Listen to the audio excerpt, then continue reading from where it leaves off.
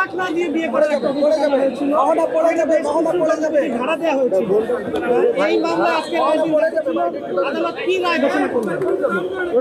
আজকে ক্রিকেটার নাসির তামিমার বিরুদ্ধে যে মামলা রায় নির্ধারিত ছিল, সেই মামলায় মাননীয় আদালত তার সকল সাক্ষ্য প্রমাণ অর্থাৎ উভয় পক্ষের সকল সাক্ষ্য প্রমাণ বিশ্লেষণ করে এই মর্মে সিদ্ধান্তে উপনীত হয়ে রায় ঘোষণা করেছেন যে ক্রিকেটার নাসির হোসাইনের বিরুদ্ধে আনীত বেবিচার ও প্রলুব্ধ করার অভিযোগ প্রমাণিত হয়নি এবং নিরঙ্কুশভাবে তারা প্রমাণিত হয়নি জন্য খালাস দিয়েছেন।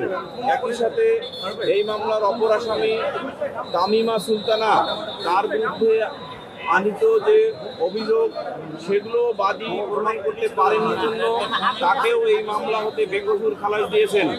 এ থেকে প্রমাণিত হয় যে ক্রিকেটার নাসির হোসাইন এবং তামিমা সুলতানা তারা যথাযথভাবে তালাক প্রদান করে এবং বৈধভাবে ইসলামিক শরীয়ত মোতাবেক বিবাহ করেছেন। মহামান্য উচ্চ আদালতের একটি রায় মাননীয় আদালত করে শুনিয়েছেন তার ফাইন্ডিংসে। সেটি হলো যে শুধুমাত্র ইউনিয়ন কাউন্সিলের যে চেয়ারম্যান তার নিকট নোটিশ না পৌঁছানো মানে এই নয় যে তাদের মাঝে তালাক হয় নাই, অর্থাৎ স্বামী স্ত্রী মানে তালাক হবে না। এটা উচ্চ আদালত অর্থাৎ আপিল বিভাগ ওই রায়ে বলেছেন যে স্বামী স্ত্রীর মধ্যে কন্ডাক্টটাই হলো আসল, অর্থাৎ আচরণটাই হলো আসল।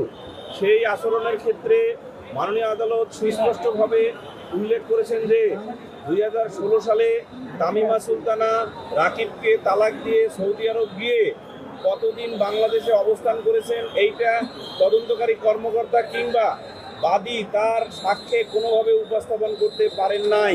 ফলে এই মামলায় ক্রিকেটার নাসির হোসাইন এবং তামিমা সুলতানা বেকসুরভাবে খালাসপ্রাপ্ত হয়েছেন এবং তারা ন্যায় বিচার পেয়েছে।